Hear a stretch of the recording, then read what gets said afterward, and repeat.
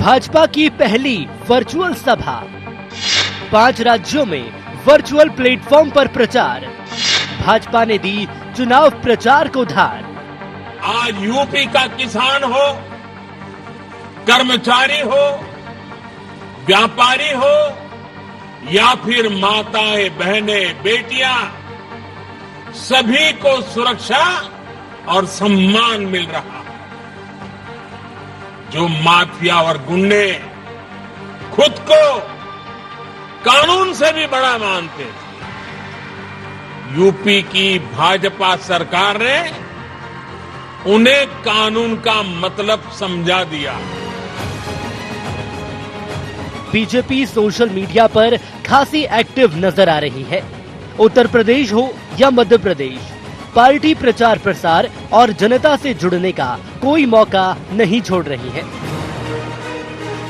उत्तर प्रदेश में जहां virtually PM Modi ने जन चौपाल लगाकर विपक्ष पर निशाना साधा, तो वहीं मध्य प्रदेश बीजेपी बूथ विस्तारक अभियान के जरिए पार्टी को डिजिटलाइज करने में जुटी है।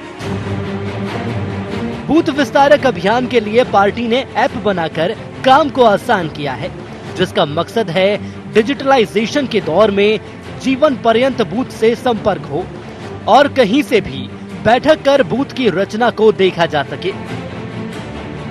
इसी को आगे बढ़ाते हुए बीजेपी ने सरकारी कर्मचारियों का रिकॉर्ड जुटाने की तैयारी की है, जिसमें हर बूथ के पंचायत सचिव आंगनबाड़ी कार्यकर्ता का नाम, मोबाइल नंबर और पते की जानकारी लेगी।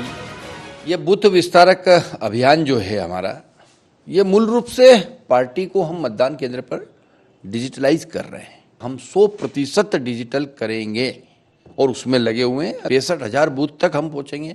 65,000 बूथ जब तक डिजिटल नहीं हो जाएंगे तब तक ये अभियान चलाया जाएगा। वहीं कांग्रेस भी सोशल मीडिया पर खासा एक्टिव नजर आ रही है और सोशल मीडिया के जरिए अपनी बात पहुंचाने की कोशिश कर रही है। लेकिन बीजेपी के वोटर्स प्लान पर कांग्रेस ने करारा हमला बोला है। कांग्रेस पार्टी घर घर जाने का अभियान चला रही। घर घर हम इसलिए जा रहे हैं कि हम घर घर जाकर आदमी की समस्याएं जानना चाहते हैं। जिन जिन लोगों को सरकारी दबाव से प्रभावित किया जा सकता है, जिन जिन को जो है सरकार के दबाव से प्रताड़ित किया जा सकता है, उन सारे लोगों का वो डाटा इकट्ठा कर रहे हैं, क्योंकि उनका पूरा ध्यान जनता की सेवा करने पे नहीं है, वो किसी भी तरह से जो है प्रशासनिक दुरुपयोग से चुनाव जीतने पे लगा हुआ। गौर हो कि पिछले कुछ समय में चुनाव प्रचार के लिए राजनीतिक दलों में सोशल मीडिया का इस्तेमाल तेजी से बढ़ता जा रहा है, लेकिन सोशल मीडिया के मामले में बीजेपी सबसे ज्यादा एक्टिव है। ऐसे में यह देखना दिलचस्प होगा कि आगामी दिनों में किसकी कितनी तैयारी है और कौन किस पर भारी है। Bureau report, ION-24।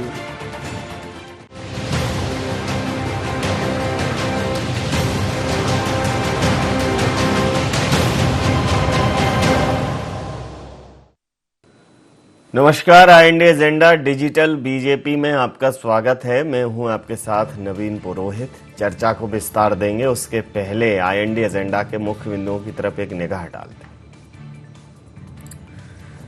Bharatiya Janata party का डिजिटल प्लान कितना होगा सफल? सोशल मीडिया की जंग में कौन पड़ेगा किस पर भारी? क्या भारतीय जनता पार्टी का मिशन बूथ देगा संगठन को मजबूती? डिजिटल प्रचार से किसका होगा बेड़ा पार? इन्हीं सवालों के साथ चर्चा में आप सबका पुनः स्वागत है। अगर भारतीय जनता पार्टी की बात करें तो चाहे उत्तर प्रदेश की बात हो, चाहे मध्य प्रदेश की बात हो, उत्तर प्रदेश में चूंकि चुनावी दौर है, तो इस चुनावी दौर में भारतीय जनता पार्टी जिस प्रकार से चुनाव आयोग ने सभाएं और रैलियों पर रोक लगाई हुई है अभी तक, तो भारतीय जनता पार्टी डिजिटल माध्यम से लोगों से जुड़ रही है। भारतीय जनता पार्टी वर्चुअल लोगों से कनेक्ट हो रही है, आभासी दुनिया में वास्तविक संवाद करने की कोशिश कर रही है। और अगर मध्य प्रदेश में देखा जाए तो यहाँ जो संगठन की कवायद हैं, संगठन की बैठक हैं, वो वीडियो कॉन्फ्रेंस पे हैं, डिजिटलाइजेशन पर जोर है, एक यूनिक आइडेंटिटी कार्ड और ऐप भी बनाया हुआ है बूथ विस्तारक योजना में, जिसमें एक त्रिदेव का कॉन्सेप्ट दिया गया है। तमाम ऐसे कदम भारतीय जनता पार्टी उठा रही है जिससे कम्युनिकेशन किसी भी तौर पर वो उसमें कोई ऑब्स्टेकल ना आए, वो ऑब्स्ट्रक्ट ना हो, संवाद निरंतर चलता रहे, संवाद की जो प्रक्रिया है वो अद्यतन होती रहे, कंटिन्यूटी में अपडेट होती रहे। ये भारतीय जनता पार्टी ध्यान रख रही है। कांग्रेस कह रही है कि ये सब चोचले हैं, हम भी घर जा रहे हैं, घर घर जा रहे हैं और हर चीज का पता लगा रहे हैं। तो डिजिटल होती भारतीय जनता पार्टी, वर्तमान जो माहौल है, वर्तमान जिस प्रकार का सूचना क्रांति का युग है, यह किस तरह से भारतीय जनता पार्टी के लिए मुफीद साबित होगा, इसी मुद्दे पर करेंगे चर्चा। हमारे साथ चर्चा में शामिल हैं उमेश शर्मा जी, हैं प्रदेश प्रवक्ता हैं, वरिष्ठ प्रवक्ता हैं भारतीय जनता पार्टी के। डॉक्टर रामकिशोर दोगने जी पूर्व विधायक कांग्रेस के हमारे साथ हैं। आदरणीय योगी राज योगेश जी वरिष्ठ पत्रकार हमारे साथ हैं। आप समस्त महानुभावों का बहुत बहुत स्वागत है।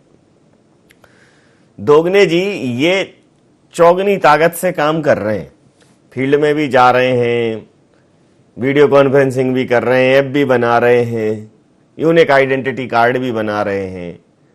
आप कह रहे हैं कि ये चोचले हैं, हम भी तो घर घर जा रहे हैं, ऐसा क्यों सोच रहे हैं?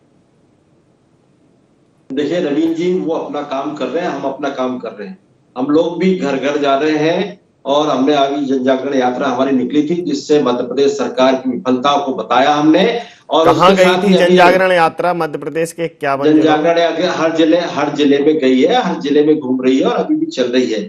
और इसके साथ ही अभी हमारी 1 तारीख से घर घर जाने की यात्रा भी चालू हो रही, घर घर गांव-गांव तक जाने की यात्रा चालू हो रही है। तो हम लोग भी जा रहे हैं, ऐसा कुछ नहीं है। डिजिटल आंकड़े की बात होती है तो हम लोग भी इकट्ठा कर रहे हैं। दोनों पार्टी अपना अपना काम करती है, पर एक चीज मैं आपको बताना चाहता हूं कि जब तक आपने जनता के हित में क्या काम किया है, इसके आधार पर जनता डिसाइड करती है। आप सरकार में है, सरकार में आपने क्या काम किए हैं, जनता के हित में क्या किया है, पंचायत में क्या कराए हैं और जनता को क्या लाभ दिलाए हैं, उसके ऊपर वोट होते हैं। ये डिजिटल और इससे वोट नहीं डलते कभी भी।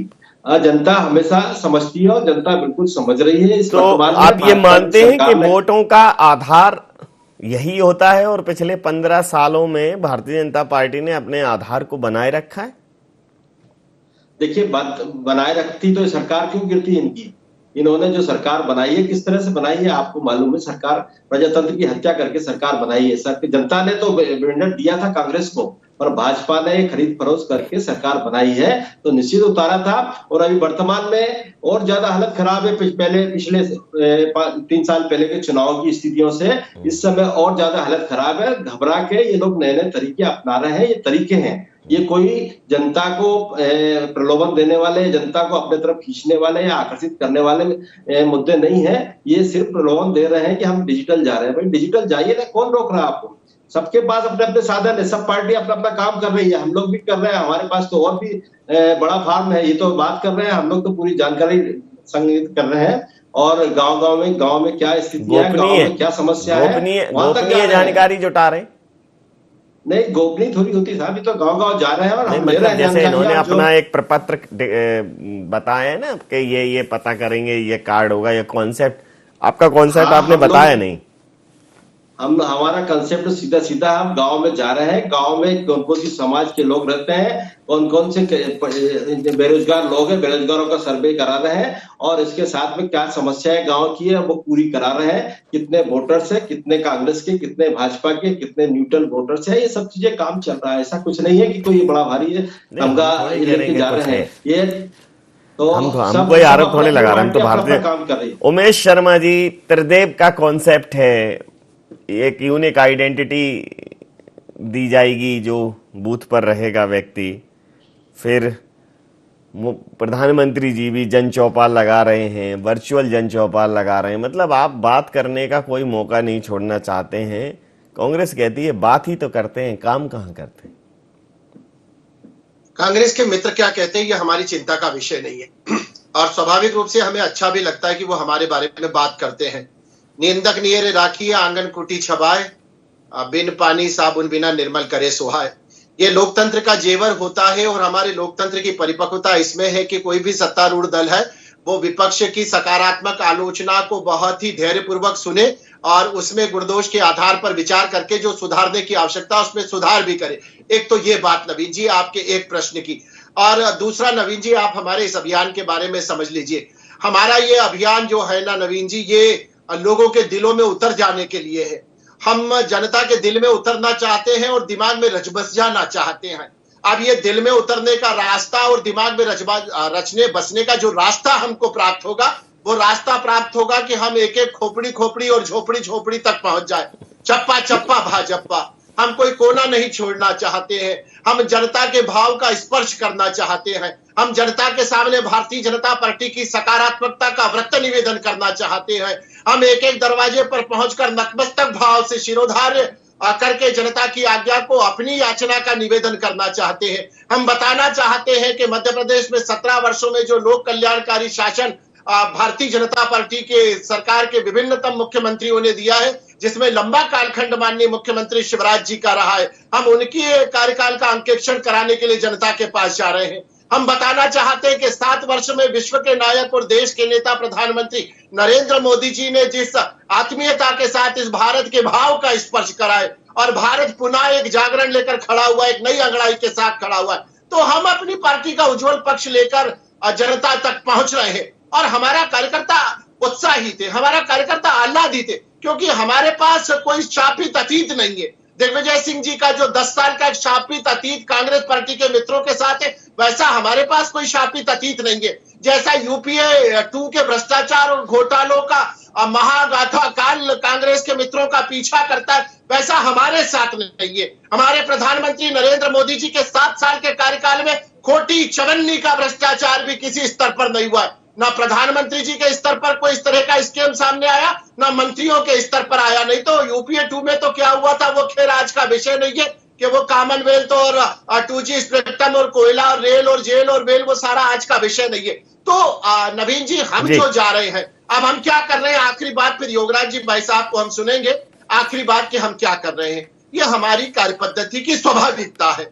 हम प्रतिवर्ष ऐसा करते हैं। भारतीय जनता पार्टी जा रही है और जो मुझे लग रहा है कि एक भ्रांति बन गई थी, अभी मैंने बाइट में सुना था कि सरकारी कर्मचारियों का डाटा जैसा कोई काम भारतीय जनता पार्टी नहीं कर रही है। भारतीय जनता पार्टी का जो लाइन है, की वोटर जो समाज में स्थान रखते हैं, आप किसी मोहल्ले किसी कॉलोनी में कोई वरिष्ठ अभिभाषक होता है, उसका वहां सम्मान होता है, कोई पंडित होता है, कोई महंत होता है, कोई पुजारी होता है, कोई शिक्षक होता है, कोई बुजुर्ग होते हैं, कोई जाति प्रमुख होते हैं, कोई मठ का महंत होता है, इन लोगों का सम्मान समाज में होता है, कॉलोनी में होता है, बूथ पर होता है। तो वो हमारी दृष्टि में की वोटर है, जो 5, 15, 50 लोग जिनकी बात का सम्मान करते हैं। तो उनको हम जाकर अपना भाव निवेदन करते हैं, उनके माध्यम से वहां पर हम टोली की बैठकें करते हैं। हमारे पास रजिस्टर है, उस रजिस्टर में हम अभी हमारा जो लक्ष्य, आप देखिए नवीन जी की कितनी अद्भुत कल्पना है कि 20,000 कार्यकर्ता, पहले हमने अपने जीवन के 10 दिन के 10 घंटे दिए थे, और मतलब एक कार्यकर्ता का 20 घंटा और 20,000 के इंटू करेंगे तो 20 लाख घंटे।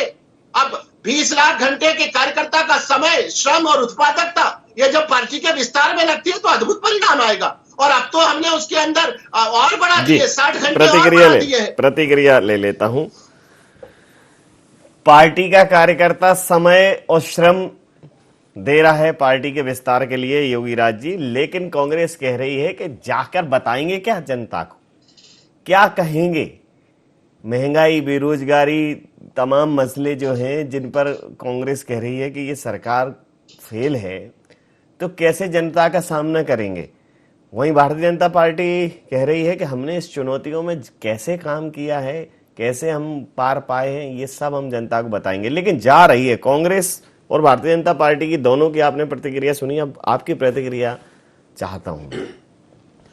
देखिए नवीन जी, ये जो चुनाव हो रहे हैं, आने वाले चुनाव, ये वास्तव में अपने आप में अनोखे और इकलौते चुनाव है, क्योंकि इस मोड पे कभी चुनाव हुए नहीं है। ऐसी अपने की व्यवस्था भी नहीं है, और अपने तो डायरेक्ट इंटरेक्शंस पे विश्वास है, लेकिन ये पहले ऐसा चुनाव जो डिजिटल प्लेटफॉर्म का भी जिसमें प्रयोग किया जा रहा है। और इसमें कोई दो राय नहीं कि इस डिजिटलाइजेशन के लिए जो भाजपा ने तैयारी की है वो बड़ी आश्चर्यजनक लगती है मुझे। तो जिस तरीके से उन्होंने अब आप बताइए, जो उमेश जी बता रहे हैं कि कितने 60,000 70,000 घंटे संविधान की जो बात कर रहे हैं, एक कार्ड का जिक्र आपने किया है, तो ये पूरा का पूरा प्लान बनाना और उसको एग्जीक्यूशन करना, ये बहुत इम्पोर्टेंट है। मैं एक और कहीं समाचार सुन रहा था कि किसी चुनाव क्षेत्र में, ये मैं किसी के पक्ष की बात नहीं कर रहा, लेकिन किसी चुनाव क्षेत्र में शायद BD शर्मा या कोई पहुंचे थे, तो वहाँ पे एक 80 साल के बुजुर्ग वहाँ निकल के आए और उन्होंने कहा कि आज मेरी पार्टी मेरे घर आ गई, मैं धन्य हो गया। अब इसको कैसे आप डिफाइन करेंगे, ये तो बात की बात है, लेकिन यदि लोगों को किसी नेता के वहाँ पहुँचने से यदि इतनी खुशी हो रही है, और वो भी 80 साल का बुजुर्ग, और इन्होंने जो प्लान डिज़ाइन किया है उसमें यही किया है कि चाहे गाँव का बुजुर्ग हो, चाहे युवा हो, चाहे कोई भी हो, हर आप अपने को उन तक पहुँचना है। अब इम्पोर्टेंट बात यह कि आप क्या कहोगे उनसे, ये बहुत महत्वपूर्ण रहेगा कि आप इसका यूज़ तो आपने बहुत अच्छी तरह से किया है, लेकिन आप लोगों को बताओगे क्या, क्योंकि उमेश जी जिस तरीके से खोपड़ी और झोपड़ी की बात कर रहे हैं, खोपड़ी सनक भी सकती है किसी दिन, ये एक दिखर बात है, लेकिन यदि आपने उनको अच्छे से उनके तक अपने प्लान नहीं पहुंचाए तो हो सकता है कि आपके जो आशा करके आप लोगों के बीच जा रहे हैं वो कितनी सफल हो पाएगी, ये बड़ा देखने वाला और इंटरेस्टिंग होगा। जी रामकिशोर जी, तो ये तो खोपड़ी झोपड़ी महल अटारी गली मोहल्ला सब जगह जा रहे हैं, आप घर घर जा रहे हो और हर घर जा रहे हो, लेकिन जो कमलनाथ जी ने कहा था वो बहुत महत्वपूर्ण है। क्यों है? इस चीज को आपको इसका आकलन करना पड़ेगा। उन्होंने कहा था सिर्फ 18 महीने हैं, दिन रात की मेहनत चाहिए, दिन रात सोते से जाग जाओ। मतलब उनको ये आभास तो है कि सुषुप्त अवस्था में, अन्यथा वो ये कहते कि अभी आप लोगों ने जितनी मेहनत की है मेरे वीर जवानों साथियों, अब इससे ज्यादा करनी है। वो तो ये कह रहे थे कि भाई 18 महीने दिन रात काम करना है, ये अब सोने का समय नहीं बचा। देखिए नदीम जी, रामकिशोर जी खुद ही सो गए हैं डिजिटल मोड में। नदीम जी, पार्टियां जो होती है ये काम के बल पे चलती है, काम जनता के हित में हम जब काम करते हैं तो काम के ऊपर वोट देती है। आप जाइए, घर घर जाने से कोई फायदा नहीं। आप तो देख रहे हैं यूपी में विधायकों को, भाजपा के विधायकों को भगाया जा रहा, सांसदों को भगाया जा रहा, और वर्तमान स्थिति तो आप देखिए, यही भाजपा के लोग चाय करते रहे पहले, फिर ये गाय करने लग गए, और गाय ये बात अब जनता इनसे बाय कर रही है, तो घबरा कर इस तरह के नए सिगुप्पे लेके आ रहे हैं डिजिटल और इस चीज की बात कर रहे हैं। डिजिटल तो मजबूरी है, क्योंकि कोरोना का समय चल रहा है, इसलिए मजबूरी है, डिजिटल में तो जाना पड़ेगा, तो जा रहे हैं। पर इस नहीं, डिजिटल मजबूरी नहीं है, आज के युग में जरूरी है। अब आप यही तो नहीं समझ रहे हैं कि क्या मजबूरी है और क्या जरूरी है। नवीन जी, हर आदमी अपने अपने हिसाब से काम करता है, कोई विरोधी अपने विरोधी को कमजोर नहीं समझता है। कांग्रेस भी उस हिसाब से काम कर रही है और काम करती आ रही है, और काम कांग्रेस पहले से भी कर रही है। ऐसा नहीं है ये लोग जो कर रहे हैं नया नहीं है, ये तो समय की मांग है, और ये कांग्रेस ने ही दी है। राजीव गांधी जी ने संचार क्रांति लेके आए थे, उसके माध्यम से ही चल रहे हैं, तो ये इन्होंने कोई नई तरीके से नहीं ले आए। मैं तो यही पूछना चाहता हूँ कि जनता में जाके बताएंगे क्या है, महंगाई कहाँ जा रही है, पेट्रोल डीजल कहाँ जा रहा है, खाद्य तेल कहाँ जा रहा है, दालें कहाँ जा रही है, और भी बहुत सारी चीजें हैं जिनके भाव कहाँ जा रहे हैं, तो ये बताने के, और जनता ये पूछेगी इनसे, उसका जवाब दे। डिजिटल की बजाय तो वो जवाब दे तो ज्यादा अच्छा रहेगा, क्योंकि जनता के हित में जनता सरकार चुनती है, तो वो अपने हित में काम करवाना चाहती है, और उसके हित में कितने काम किए आपने वो बताएंगे तो ज्यादा अच्छा रहेगा। डिजिटल और ये सब चीजें तो सहायक है, और ये सहायक के रूप में ही इसका उपयोग करना चाहिए। इसका प्रचार प्रसार करने से कुछ नहीं होगा। वर्तमान में इतना प्रचार कर रहे हैं कि डिजिटल जा रहे हैं, डिजिटल करने जा रहे हैं, तो ये करने जा रहे हैं। भाई आप, ये तो पर्सनल व्यवस्था है आपकी, आप करिए ना, कोई रोक तो नहीं रहा, पर आपने क्या किया है ये जनता को बताइए, तभी आपको वोट मिलेंगे, और इसके आधार पर ही वोट देती है और डिसाइड करती जनता। जी समझता हूं, आप जनता जिस आधार पर वोट देगी और निर्णय लेगी वो आधार तो है नहीं आपके पास। पहले तो मैं योगीराज जी भाई साहब ने बहुत अच्छी बात कही थी, मैं एक छोटा सा भाव निवेदन उनके आदर में कर देता हूं कि ये सच है कि कुछ खोपड़ियां सरक भी सकती हैं योगीराज जी, और हमको उस बात का आकलन भी है। इसीलिए हमने ये कहा है कि हमारा वोट प्रतिशत हमने इस बार जो लक्ष्य रखा है वो 51% रखा है।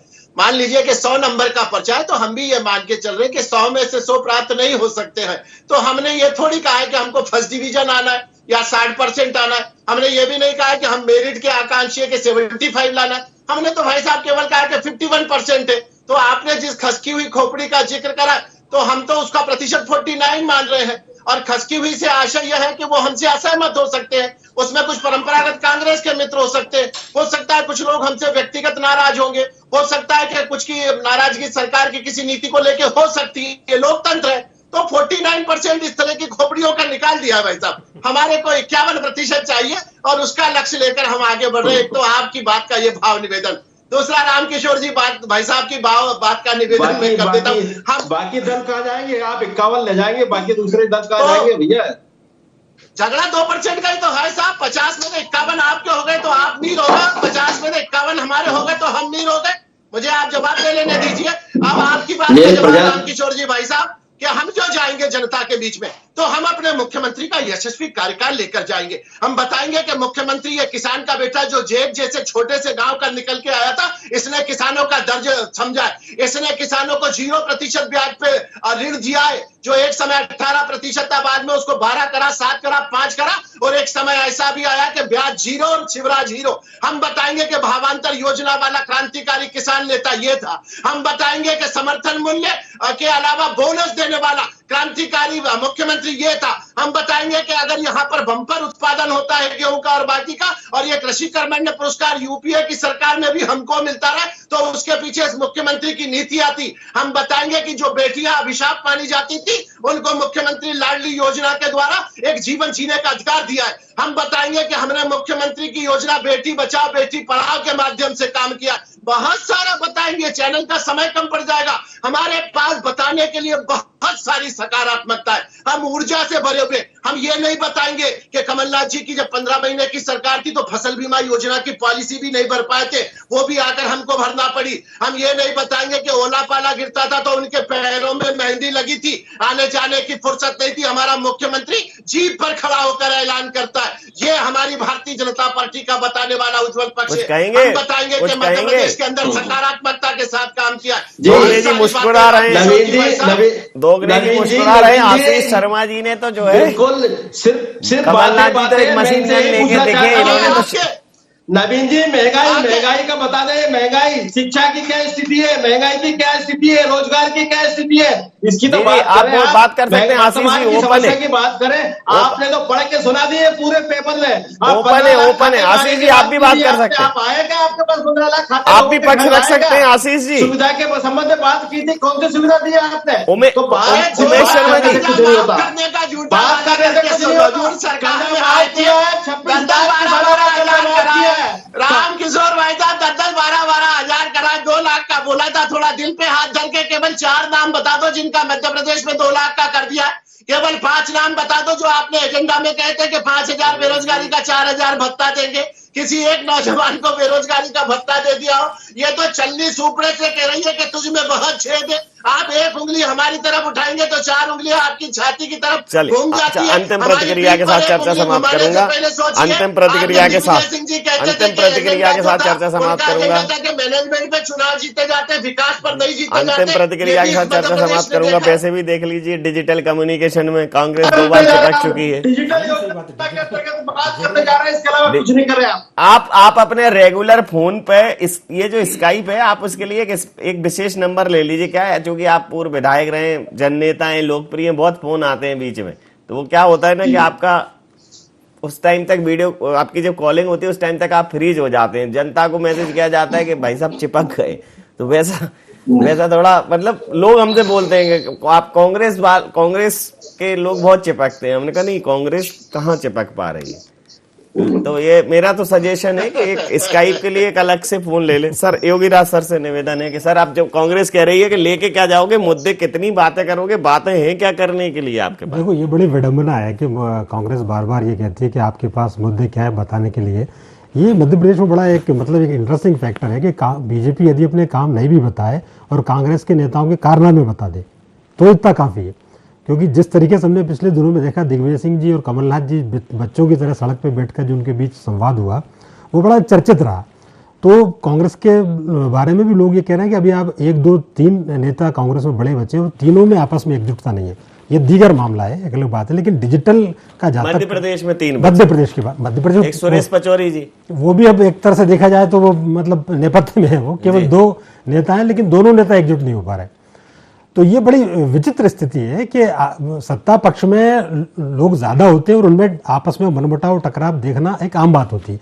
किसी में पद के लिए लड़ाई है, किसी की और इच्छाएं हैं, तो टकराहट आम देखी जाती है। लेकिन विपक्ष में काहे की टकराहट?